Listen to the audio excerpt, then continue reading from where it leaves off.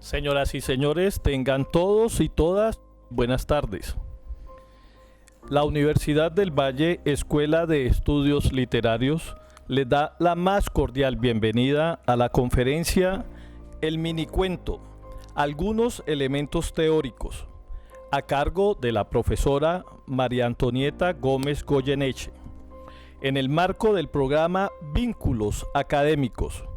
Con el apoyo de la Rectoría, este espacio servirá para que profesores, investigadores y profesionales de diversas disciplinas asociadas a la literatura nos compartan los hallazgos y reflexiones derivados de sus investigaciones y exploraciones académicas. María Antonieta Gómez Goyeneche, Bogotá, nacida en 1959. Doctora en Teoría Literaria y en Teoría de las Artes y Literatura Comparada, cum laude, con la nota máxima de la Universidad de Granada, España. La profesora María Antonieta llegó a la Universidad del Valle en el año 1991. En su camino profesional en la universidad ha ejercido como jefa del Departamento de Letras, directora del Plan de Licenciatura en Literatura y coordinadora de la Maestría en Literatura Colombiana y Latinoamericana.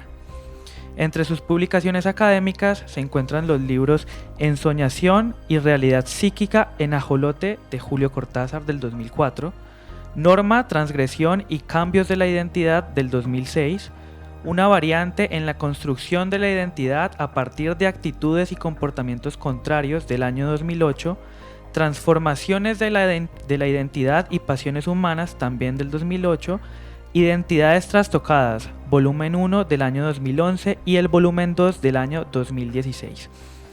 Ha desarrollado investigaciones tales como Sacralidad y transgresión en imágenes literarias y pictóricas, Tomás Carrasquilla, Débora Arango, y María Fernanda Cuartas, Al otro lado del espejo, Rostros para la imaginación.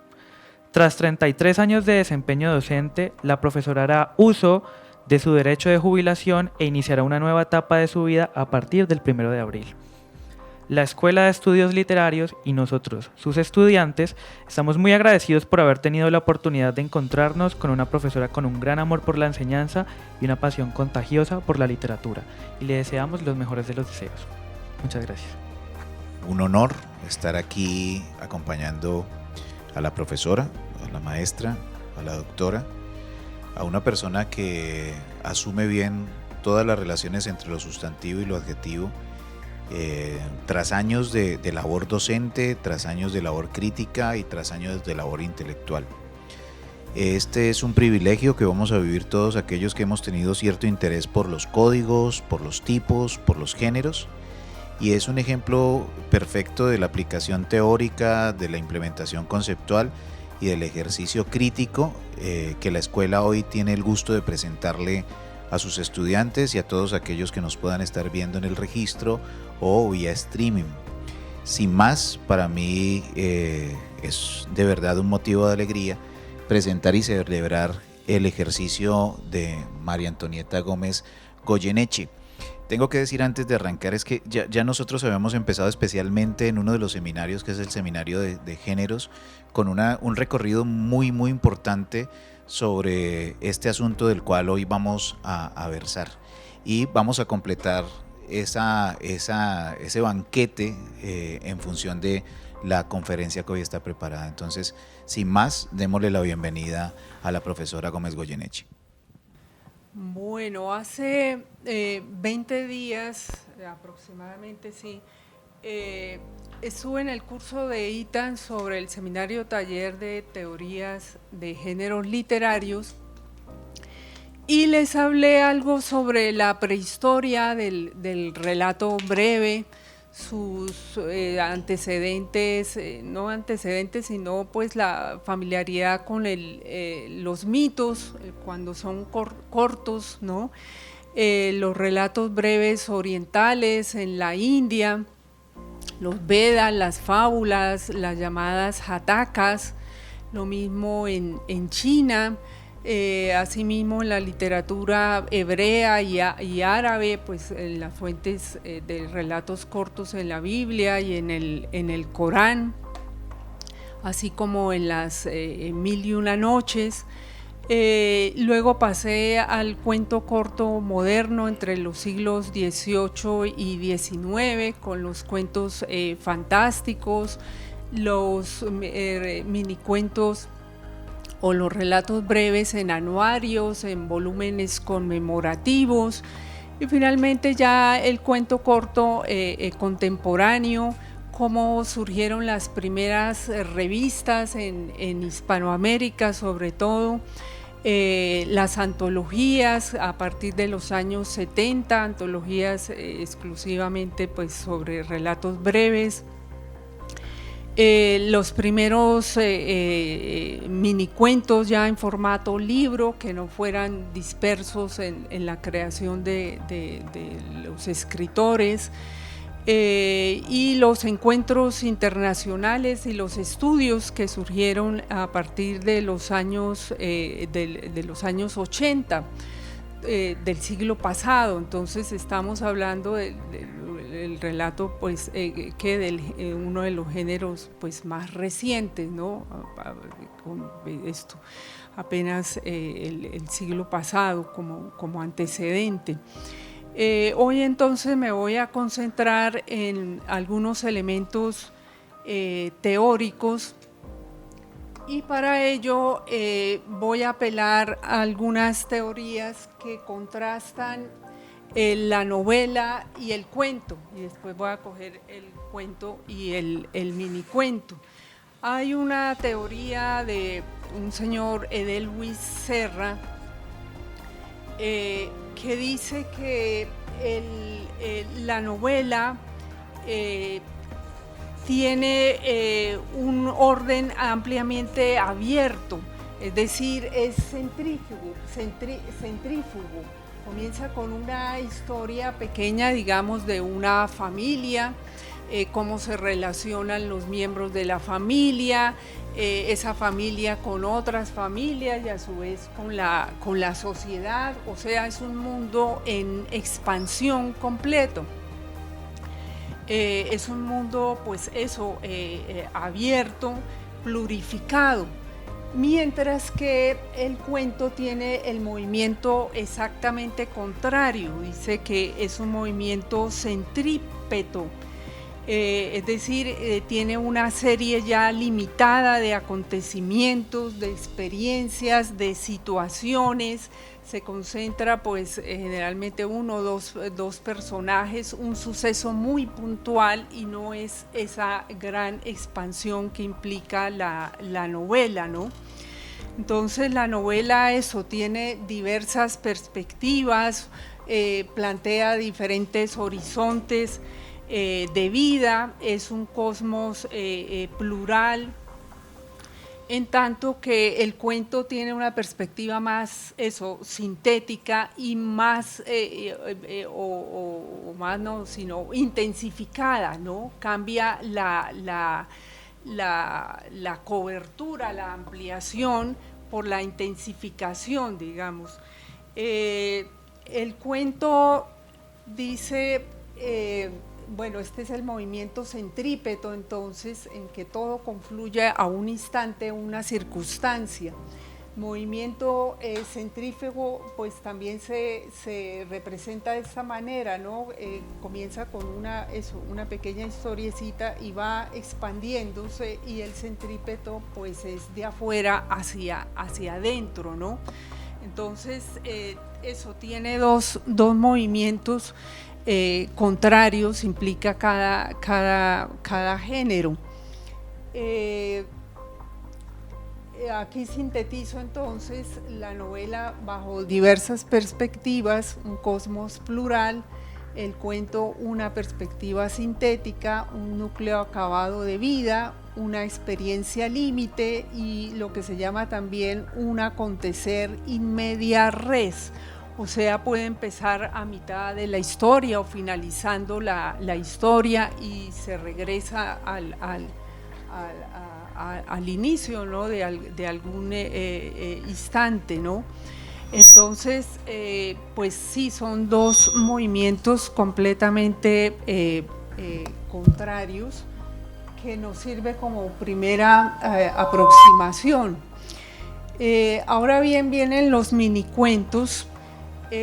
Voy a leer unos 3, 4 minicuentos como para contextualizarnos y para que ustedes mismos se fijen en ciertas constantes que se pueden advertir. Entonces, el primer minicuento se llama Desgracia del suicida, de una escritora argentina, tal vez una de las mejores en este momento, Ana María Chua. Dice: desgracia del suicida, dar un salto al vacío en el preciso instante en que empieza a llenarse sin prisa y sin remedio.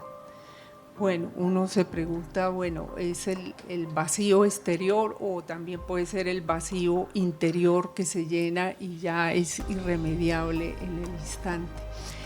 Este es de un escritor venezolano, Luis Barrera Linares, que se llama Escape.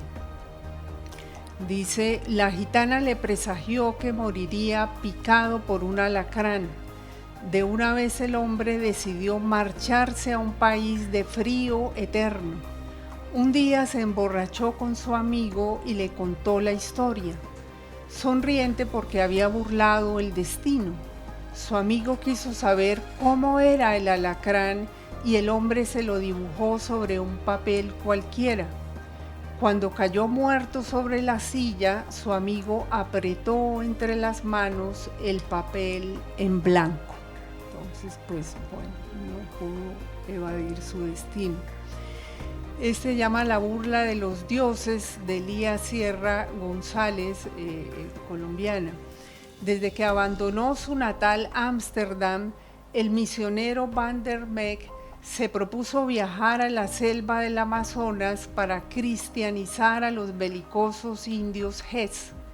Sabía que con su fe y una altísima dosis de paciencia lograría su cometido. Finalmente consiguió su cometido. Ahora es el chamán que convoca y preside las ceremonias a los dioses.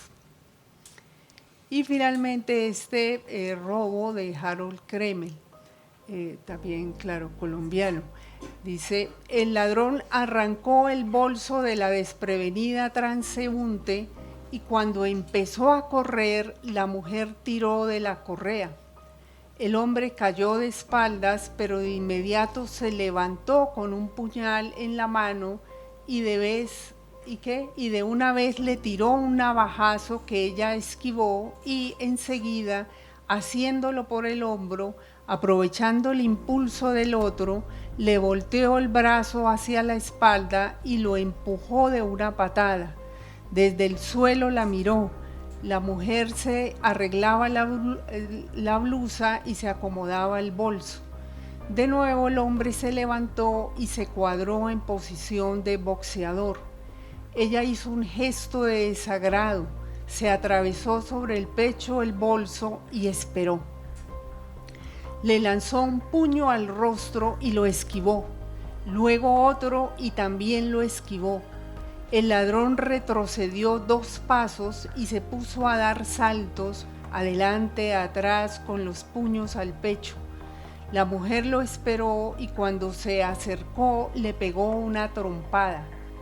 Ya iba a marcharse, pero sintió la embestida a sus espaldas y con solo dar un paso a un lado, el ladrón siguió de largo en una carrera que lo alejó unos 3 metros. Vio el puñal y se levantó. Ahora sí, le dijo, perra asquerosa.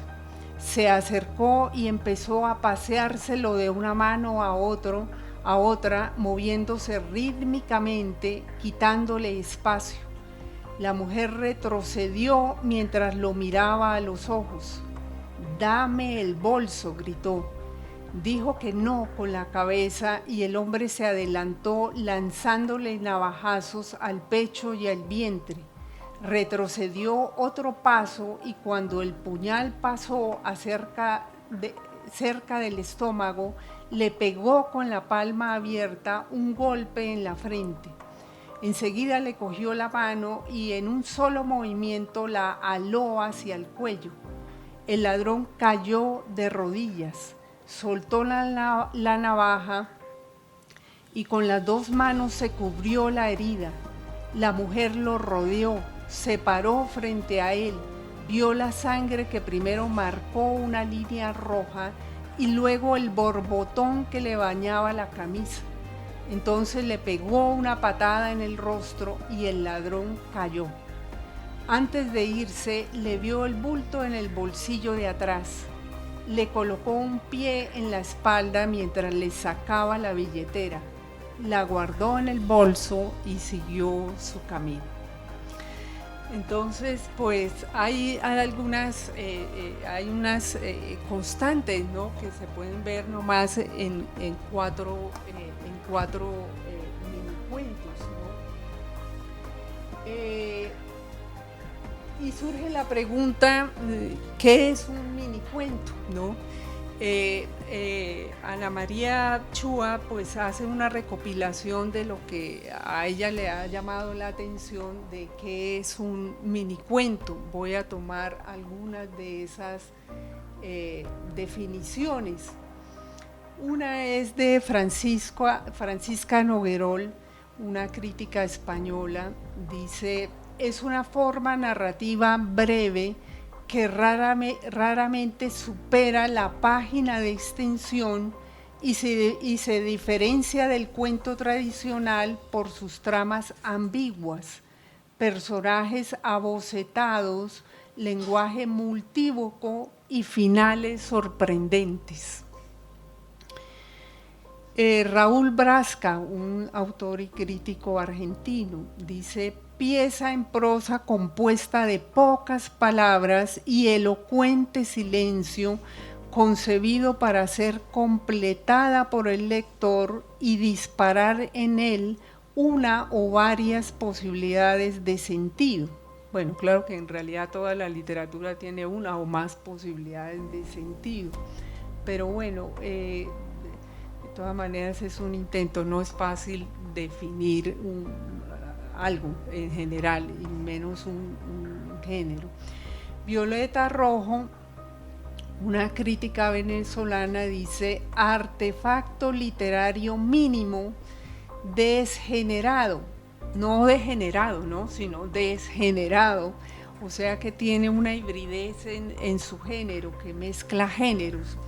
Proteico, como Proteo, que adquiere múltiples rostros, ¿no? Intertextual, o sea que dialoga con otros textos, que necesita la participación del lector y es muy difícil de definir. Bueno, entonces, pues bueno, se vio embarazada ahí con eso. David Lachmanovich, un crítico argentino, dice: son cuentos centrados al máximo, bellos como teoremas, que ponen a prueba nuestras maneras rutinarias de leer. Y creo que tengo 2 más. Uno de Clara Obligado, una escritora y crítica argentina española. Dice: son vértigo, seducción, vislumbre. El lector debe rematar su efecto, entrar en un proceso delicado de lectura desentrañadora y reiterada, y resumirlos es sumarles palabras. Es una pieza ajustada, completa, redonda completamente. Y ahí viene justamente la definición de Enrique Anderson Inver, argentino.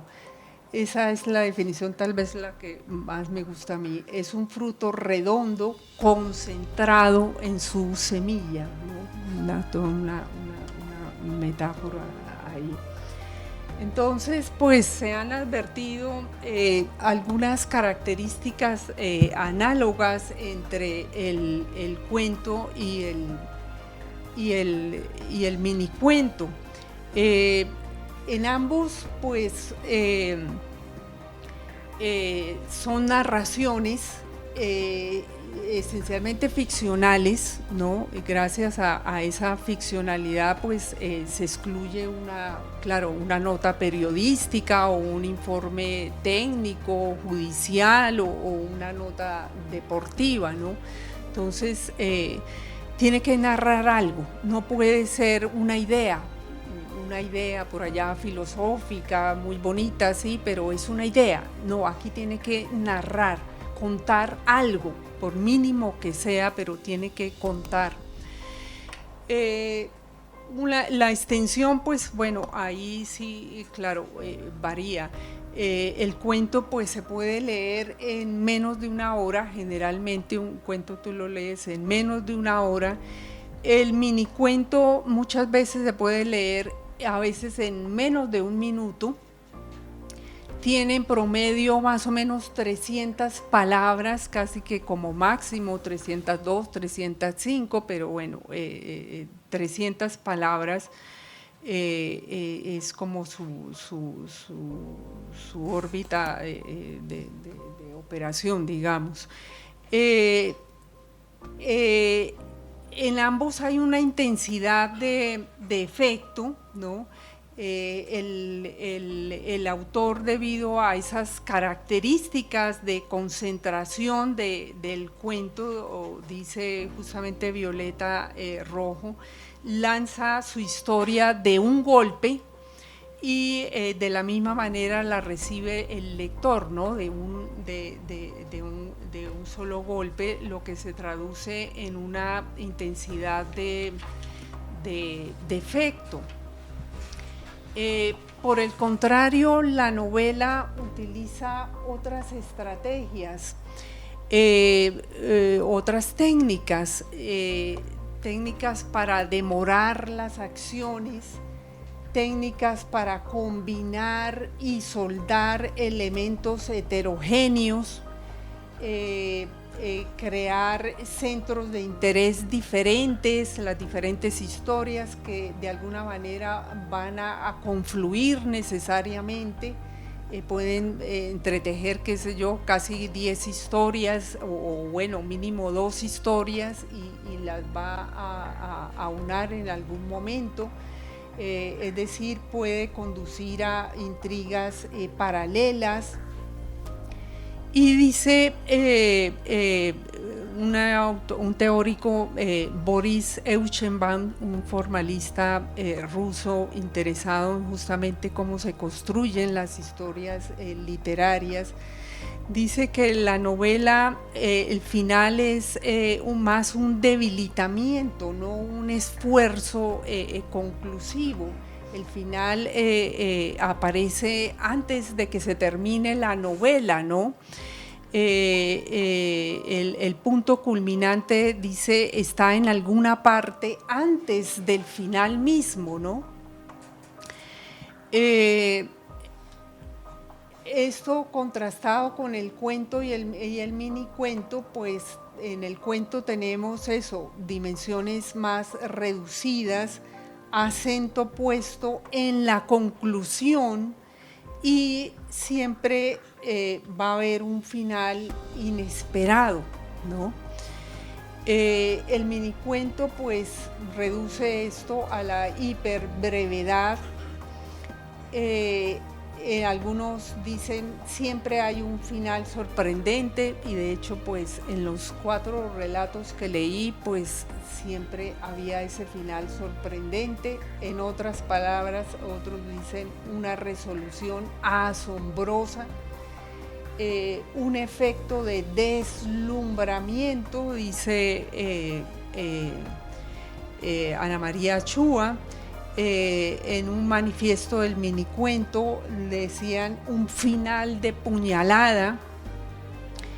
Tiene también el efecto de una revelación final o bien de una enorme tensión, ¿no? Entonces, no es fácil escribir minicuentos bajo estas características. Se necesita mucha pericia para mantener todo un libro de minicuentos bajo esas características. Boris Euchenbach lo describe también así, volviendo a la novela para armar como un contraste entre géneros.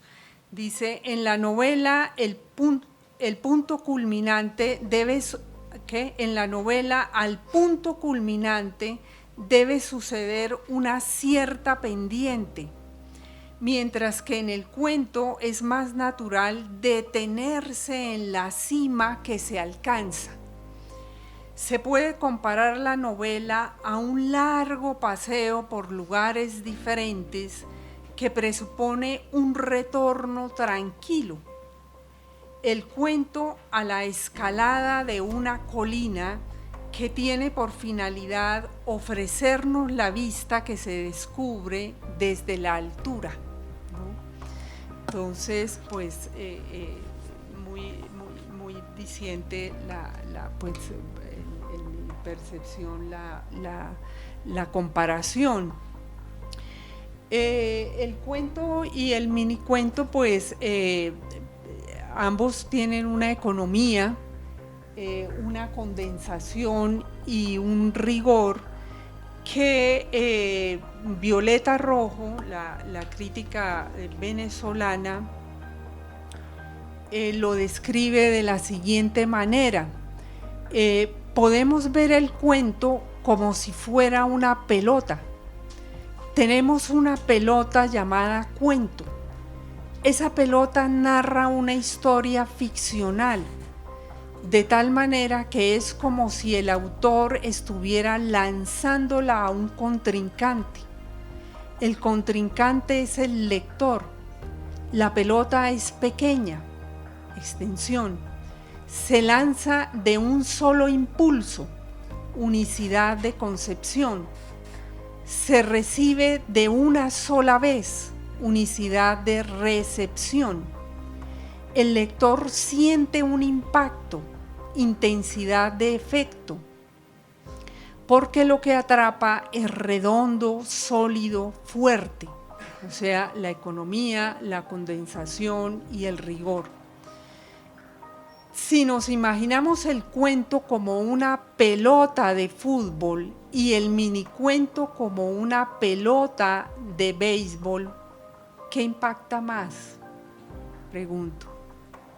¿Lanzar una pelota de fútbol o una pelota de béisbol? Al ser más pequeña, la pelota de béisbol adquiere una velocidad y el impacto es contundente, es más fuerte que la pelota de fútbol. Entonces, ese es el cuento, la pelota de fútbol, y el mini cuento es esa pelota de béisbol que adquiere pues una velocidad y donde el golpe es eso, más contundente, mucho más fuerte. Entonces, pues se concluye en esa parte que el minicuento pues posee todas las características del cuento, pero a una escala más reducida, y por ello produce un mayor impacto en el lector. Está hecha para tener una recepción más contundente, más implacable. También se ha distinguido en los minicuentos dos posibilidades. Una posibilidad es los minicuentos, que son narraciones muy incompletas, digamos que parecen una historia narrativa pues muy aparente. Por ejemplo, muy famoso, El dinosaurio, de Augusto Monterroso, y es esto simplemente 7 palabritas. Cuando despertó, el dinosaurio todavía estaba allí. Eso es todo. Entonces, ¿qué pasa? El lector tiene que imaginarse, bueno, entonces, ¿qué era lo que estaba soñando? Pues sí, un dinosaurio, pero ¿cuál es la historia y la trama con el dinosaurio? Invénteselo usted como lector. Simplemente nos da un vestigio digamos, de una historia. Este otro, Había una vez, de José Emilio Pacheco. Dice, había una vez un cuento de nunca acabar que también empezaba así. Había una vez. Eso es todo. Este otro de Dolores, llamado Dolores Seumáticos, de Guillermo Cabrera Infante. Dice, salió por la puerta y de mi vida, llevándose con ella mi amor y su larga cabellera negra. Bueno, entonces pues ahí se anota pues que aparentemente eso no sucede nada, pero sin embargo pues hay acciones, verbos como despertó, salió, llevándose, había, empezaba. Hay referencias espaciales allí, la puerta, referencias temporales, cuando todavía había una vez, ¿no?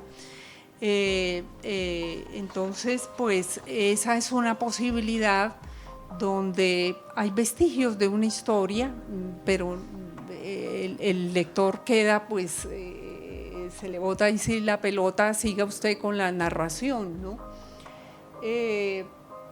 Y ya hay minicuentos que son narraciones completas o con fábulas, como las que leí al comienzo, La burla de los dioses, Escape, Robo, tal vez la más estructurada es la del robo, toda la secuencia, ¿no? Pero pues corto, máximo, decía una página, y aquí pues lo traduje en unas cuantas diapositivas. Violeta Rojo dice que los minicuentos podrían ser comparados con un iceberg, en que solo se ve una parte de la historia y debajo está el resto, ¿no? La historia, pues, el autor simplemente omitió una cantidad de información y se quedó con lo que estimó como básico para que el lector siguiera la historia, ¿no? Entonces, pues esa es una buena metáfora para describir lo que es ahora no puedo retrocederla, un minicuento, sobre todo los que no tienen pues fábula aparente, ¿no? Las otras pues bueno, sí sigue una secuencia y bueno, ahí el iceberg no funciona tanto, pero otros son eso, simplemente un pequeño fragmentico que se nos muestra y debajo todo un submundo que el autor omite y que el lector se queda pues para su imaginación, ¿no? Para su propio deleite, para que complete la historia bajo su propia subjetividad con unos cuantos vestigios, ¿no? Hay diferentes opiniones al respecto. Una de ellas es de Anderson Inver, que dice que el argumento pues es parte esencial de un cuento y de un minicuento. Debe tener pues eso, les decía, una acción, una trama, un conflicto. La trama puede ser más o menos simple, más o menos compleja, pero nunca falta en un cuento y en un minicuento, ¿no? Matthews decía algo pues análogo, dice que el cuento no es nada si no hay una historia que contar, ¿no?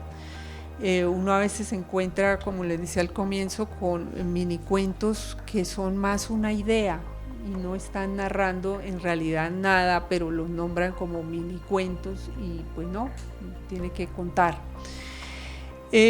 Violeta Rojo decía que en algunos mini cuentos pues tenemos eso, una trama no evidente, no aparente, que hay que desentrañar, y eso da la impresión de que sencillamente como que no existe, ¿no? O aparentemente no existe esa trama, ¿no?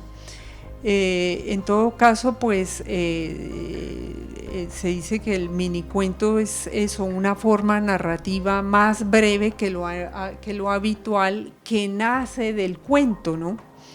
Por eso yo siempre procuro decir minicuento, ¿no? Hay otras personas dicen minificciones. El término minificción es un poquito, digamos, más amplio, porque pueden haber películas de 5 minutos y esas son minificciones, ¿no? Para la literatura aplica más, pues, mini cuento, mini relato, ¿no? Pero, es decir, el término minificción es más amplio, caben otras expresiones imaginarias, ya sea con la imagen, en fin, hay otras manifestaciones ficcionales, digamos que en miniatura.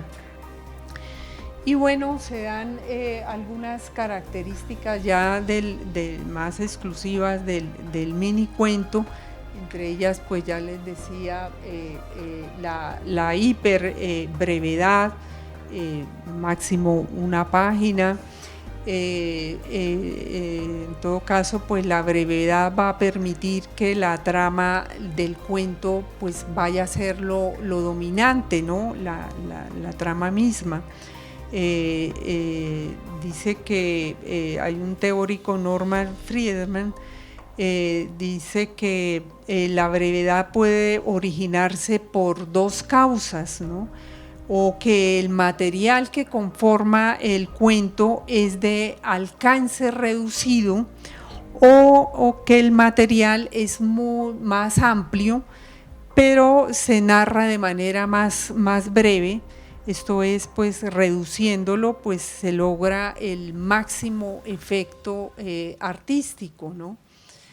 Y ahí viene la dificultad, ¿no? Del minicuento. Vaquero Goyanes decía que un cuento es fundamentalmente un tema que solo parece admitir con plena eficacia estética la forma del relato breve, ¿no? Esa brevedad puede generar, pues, o genera indudablemente unidad y un estilo muy depurado, ¿no? No puede haber una palabra de más, una de menos, y tiene que ser la palabra precisa, no da para imperfecciones, para sobrantes, para cosas, hay que depurar al máximo. Entonces la brevedad pues va a determinar también la escogencia del tema, y la manera como este es abordado pues va a producir la intensidad y determina cómo ha de ser el lenguaje a utilizarse, ¿no? Y el estilo también, ¿no? A menos palabras pues hay mayor trabajo del autor y del lector, ¿no? No creamos que porque es corto pues es muy sencillo de desentrañar y de interpretar. Al contrario, puede requerir más trabajo crítico, más trabajo de elaboración. De hecho, por ejemplo, con este cuento de Augusto Monterroso, de ese minicuento, el dinosaurio, se han escrito libros enteros sobre ese minicuento, ¿no? Hay un libro de Lauro Zavala que hace una compilación de las múltiples interpretaciones de esa frase, de ese mini cuento en una frase, ¿no? Entonces, no hay que, digamos, dejarse engañar por la brevedad. Al contrario, la brevedad es siempre más exigente. Es como hacer un poema, por Dios, tal vez más fácil hacer un cuento, ¿no?, que hacer un poema. Entonces, pues viene pues eso, lo que les decía, un cuidado extremo en el lenguaje, las palabras exactas que signifiquen exactamente lo que se quiere decir. También se dice que pueden o no, bueno, esto ya lo dije tal vez con otras palabras, pueden o no tener un argumento definido o ser simplemente sugeridos, ¿no?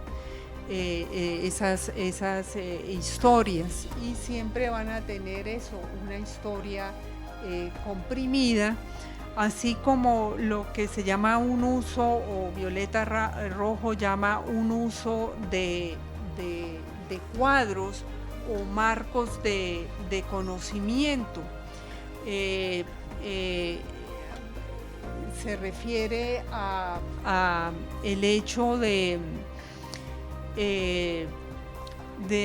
que pues debido a la brevedad y a la condensación de la anécdota, el autor debe encontrar un tema ya conocido o dar referencias comunes para no tener que explicar, dice, situaciones ni ubicar largamente al lector. Es decir, requiere a veces que el lector tenga un bagaje previo, pues un bagaje, diré, como en este, ¿no?, de El Arca, de Pedro Chan Barreto.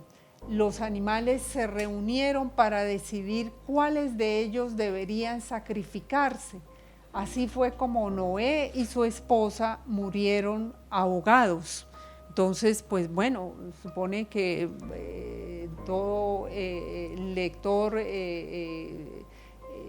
bajo la religión católica o cristiana sabe quién es Noé, en fin, entonces pues de lo contrario pues no va a entender nada del minicuento. Entonces pues a eso se refieren a los marcos de conocimiento, o sencillamente la competencia, ¿no?, con otras lecturas o los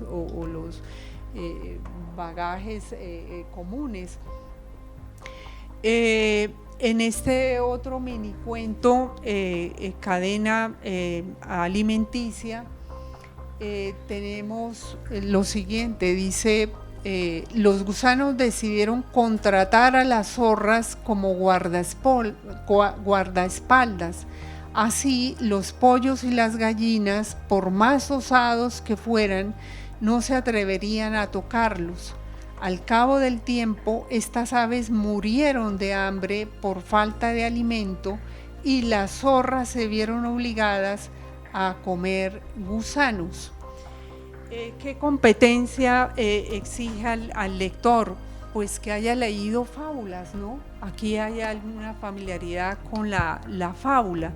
Entonces, en unas, pues, es que conozca los mitos, las fábulas, o cómo funcionan, o cómo se escriben las novelas policíacas, o la picaresca, en fin, el minicuento puede apelar o recordar otros géneros activos o no activos, ¿no? Entonces eso es lo que se llaman los cuadros genéricos de una determinada fábula, o también los llaman los cuadros intertextuales, o los diálogos que un autor o un minicuento establece con otros textos. Puede referirse a héroes míticos, a personajes literarios, qué sé yo, aludir al Quijote, o a arquetipos del cine, o a espacios ficticios. Está este minicuento El Retorno, que dice: es cierto, se fue y dejó de venir durante muchos años. Los niños crecieron, mire lo grandes que están, ya todos tienen gafas y van a la universidad. Ellos no lo reconocieron, pero entre él y yo las cosas pasaron como si no se hubiera ido nunca. El mismo día que volvió, nos dimos cuenta, no había cambiado nada. A los 2 minutos estábamos donde habíamos empezado cuando nos casamos hace ya tanto tiempo. Él me dijo que no quería sangre para la comida. Yo le dije que no había nada más. Entonces, si uno se detiene, pues puede estar hablando allá de ¿cómo se llama?, de una versión moderna de Drácula, ¿no? Entonces, pues hay que tener ese bagaje para comprender el minicuento, ¿no? Y pues bueno, también dentro de las características se habla de la estructura proteica, es decir, que los minicuentos pueden participar de las características ya sea del ensayo o de la poesía o de los cuentos tradicionales, o puede apelar, qué sé yo, a fragmentos biográficos, les decía también a fábulas, a la mitología, inclusive a chistes, a sentencias y a refranes, ¿no? Voy a poner a prueba con este minicuento. Ventura dice: un día fue a ver a la mujer para la que las cartas, dispuestas con cierto rigor y sometidas al azar de su develamiento, eran un libro abierto. ¿Cuánto viviré? Tienes una larga vida, informó la pitonisa. Pero sus ganas de creer eran tan fuertes como su deseo de demostración. Entonces subió al edificio más alto para retar esa sabiduría en la que la mitad de su convicción se afiancaba y se lanzó del último piso. Tardó 60 años en caer. ¿Qué nos recuerda aquí o a qué nos remite? A mí me remite un poco como a un chiste, ¿no? Entonces, pues, bueno, aunque es supremamente bien elaborado, pero tiene como la fuente en el chiste. No es que el chiste sea un mini cuento, para eso se necesita más elaboración, pero sencillamente es aquí una manera de evidenciar que tiene muy diversas fuentes y que por eso se le dice que es una estructura proteica, adquiere múltiples rostros o se basa en otros géneros. ¿Cómo es que se llama? De la Costa, David Sánchez Juliao, el mico que se vistió de seda. Hubo una vez un mico que se vistió todo de seda y salió a la calle con la esperanza de que lo confundieran, pero la gente, sabiendo perfectamente de quién se trataba, empezó a saludarlo en el tono y con las palabras que siempre había usado para saludar a los micos. Hola, mico. Desesperado ya, ¿qué hizo? Compró un antifaz de seda para cubrirse la cara y la gente tan tranquila. Hola, mico, hasta que tuvo que dejarse de miquerías y siguió andando desnudo como siempre de rama en rama. Entonces, pues yo creo que todos sabemos, o por lo menos los que crecimos en gran parte con los refranes, pues sabemos que obedece a un refrán. Aunque el mico se vista de seda, pues mico se queda. Algunos pues afirman el refrán y otros hay casos en que se invierte el refrán, ¿no? Lo cuestiona. De Augusto Monterroso, La fe y las montañas. Al principio la fe movía montañas solo cuando era absolutamente necesario, con lo que el paisaje permanecía igual a sí mismo durante milenios. Pero cuando la fe comenzó a propagarse y a la gente le pareció divertida la idea de mover montañas, éstas no hacían sino cambiar de sitio y cada vez era más difícil encontrarlas en el lugar en que uno las había dejado la noche anterior, cosa que por supuesto creaba más dificultades que las que resolvía. La buena gente prefirió entonces abandonar la fe y ahora las montañas permanecen por lo general en su sitio.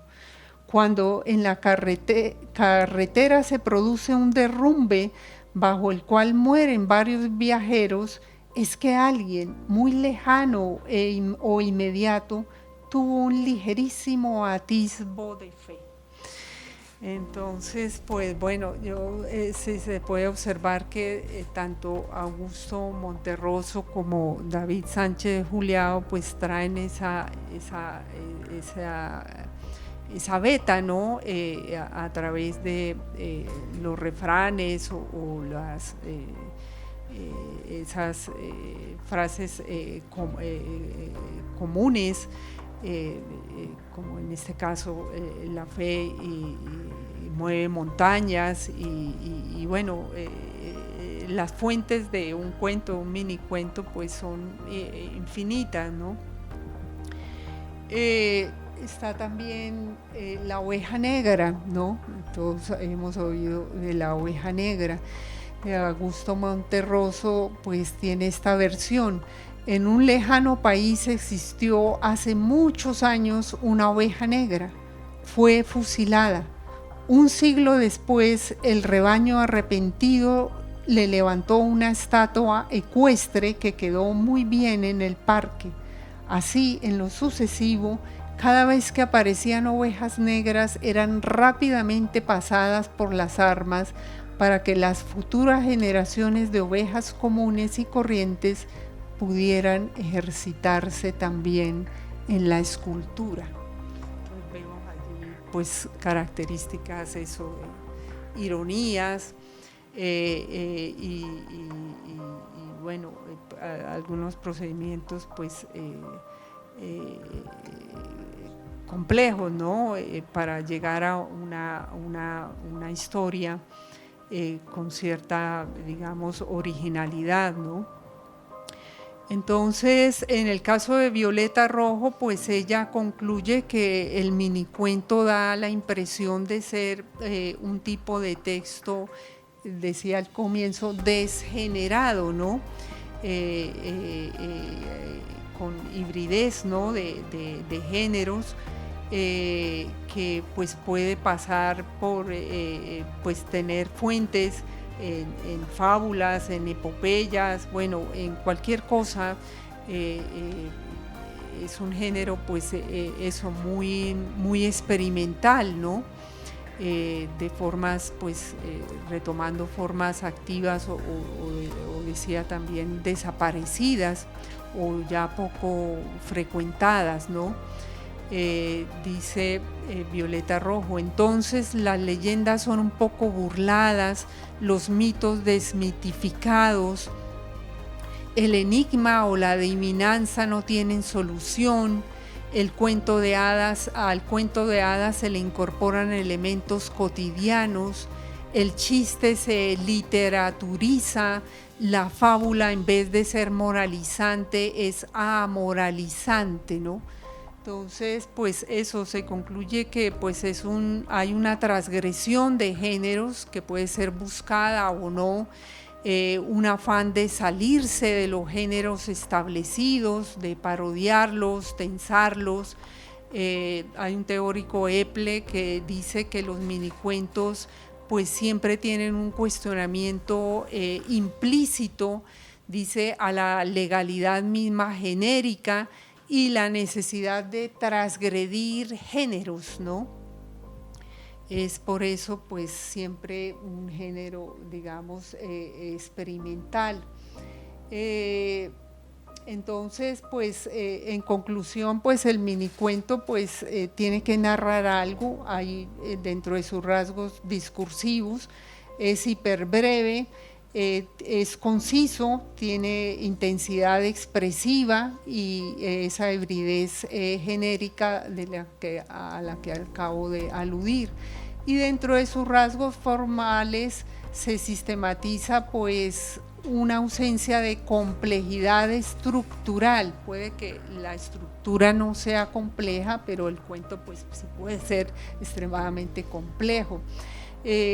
Los personajes pues no suelen tener mayores caracterizaciones o profundizaciones psicológicas, aunque estuve leyendo a Ana María Chun a niveles teóricos y dice, pues yo en un minicuento sí puedo, pues sí se podría buscar o encontrar una cierta profundidad psicológica, todo depende de la habilidad narrativa. El espacio, pues se observa que hay escasez o ausencia a veces de descripciones espaciales. Hay utilización extrema de lo que se llama la elipsis, o sea, la sustracción de parte de la historia o de palabras, en fin, lo que llama la elipsis allí está plenamente activa. Los diálogos muchas veces son ausentes o pueden existir y suelen ser supremamente o tienen que ser supremamente significativos y funcionales. Y ya como rasgos formales pues también está lo que al principio anotábamos y ustedes lo pudieron constatar en los minicuentos que leí, generalmente con un final sorpresivo, enigmático. El título es importante, muy importante, es parte pues, o en toda la literatura es importante los títulos, pero aún más en los minicuentos, es así como en el poema, pues también el título tiene una carga allí grandísima y siempre es un género en constante experimentación allí lingüística. Y dentro de los rasgos temáticos pues viene la intertextualidad, la ironía, la parodia, el humor, que se agudizan, porque en realidad pues uno puede ver intertextualidad en cualquier novela, en cualquier género, pero aquí pues puede intensificarse más para ahorrarse historia, ¿no? Intención crítica, bueno, en toda la literatura tiene, pero bueno, en todo caso no se exceptúa de esa intencionalidad. Y bueno, lo que se llama los rasgos pragmáticos, o sea, la relación con el lector, pues busca eso, decía, el necesario impacto sobre el lector y una exigencia de un lector más activo, tal vez de los géneros que más exige al lector. Finalmente traigo una definición de Ana María Chua, dice, o un comentario, dice: hay una técnica para escribir microrrelato, es parecida a la de los talladores de diamantes. Como el material del que se parte es pequeño y frágil, hay riesgo de que se rompa en el proceso y se haga necesario volver a empezar. Si no es posible librarse incluso de la más mínima imperfección, hay que tirar la piedra a la basura, sin piedad. Pero no hace falta tirarla inmediatamente. Podemos darle otra oportunidad, tener a nuestra piedrecita archivada durante meses, incluso años, en espera de esa palabra o esa idea complementaria que nos permita alcanzar la perfección. Entonces, ese es el trabajo de los minicuentistas, el de los talladores de diamantes. Y de diamante en diamante, un joyero, ¿no? Esa es la literatura en general. Les agradezco mucho su atención. No sé si hay alguna inquietud.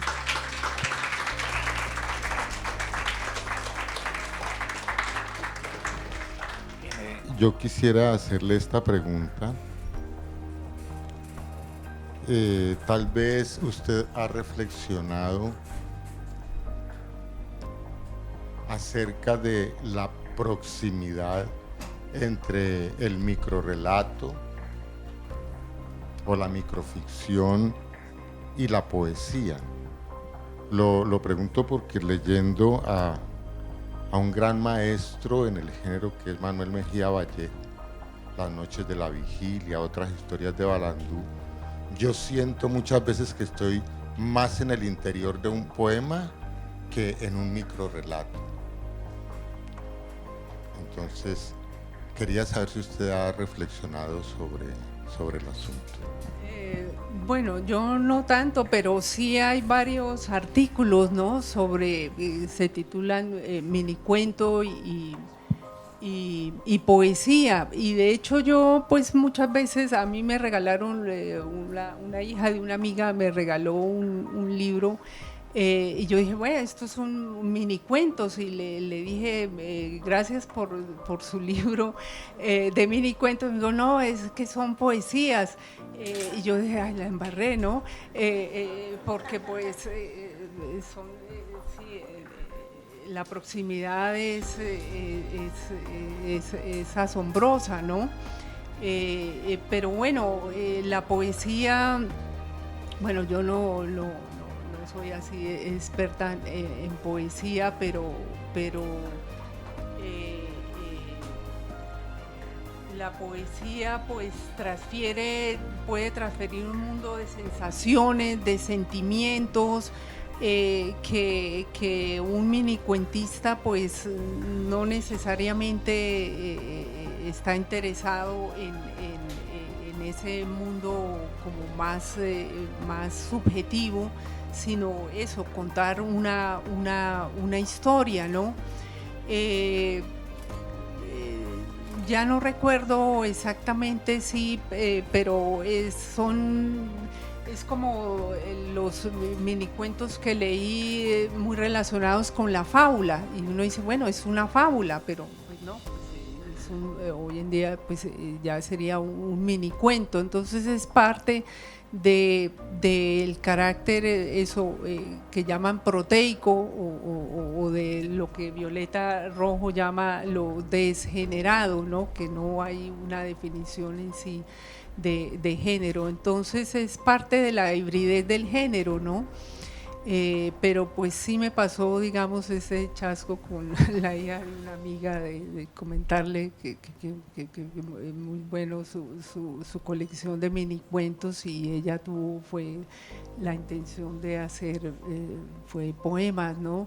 Entonces es parte, sí, como de cierta complejidad del género, que no es como estar en los umbrales, ¿no? Así lo percibo, ¿no? Entre el umbral entre un género y otro distinto. Entonces, pues de resto, pues ahí tengo algunos artículos que tal vez sí te podrían decir con mayor precisión, para dar bibliografía al que le interese, que maneje más la poesía y que pueda establecer diferenciaciones, pero es parte pues como de la ambigüedad, ¿no? de genérica. Sí. Yo quisiera plantear una pregunta, no sé si en los recorridos teóricos que ha hecho se ha topado con esta idea que me parece que es posible, es que quizá el minicuento existía desde mucho tiempo atrás, pero quizá también inserto en expedientes literarios mucho más largos, en novelas, en cuentos, y a lo mejor en un párrafo, en un fragmento se desarrollaban, yo pienso, estoy pensando en Las Mil y Una Noches, o esos textos más de la tradición, y aparece de repente el minicuento o la microficción, como se quiera llamar, inserto en, y tal vez lo nuevo, lo que contemporáneamente se ha desarrollado ha sido justamente como ese grito de independencia del cuento, del microcuento, para afirmar su propia identidad genérica. Quizá lo nuevo no es tanto, no sé, es una pregunta que me formulo, quizá lo nuevo no es tanto el minicuento como tal, sino ese grito de independencia y esa especie como de atrevimiento genérico de lanzarse a la conquista de una mayoría de edad independiente. No sé si sobre eso ha hecho usted alguna reflexión y algunos hallazgos teóricos quizá. Gracias. Decía que hace 20 días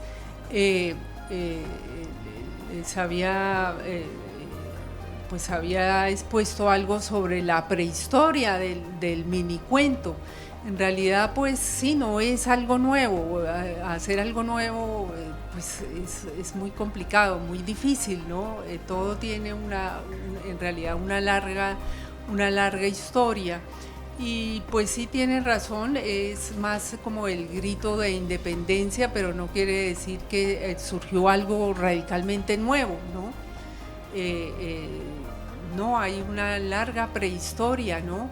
de los minicuentos, y de hecho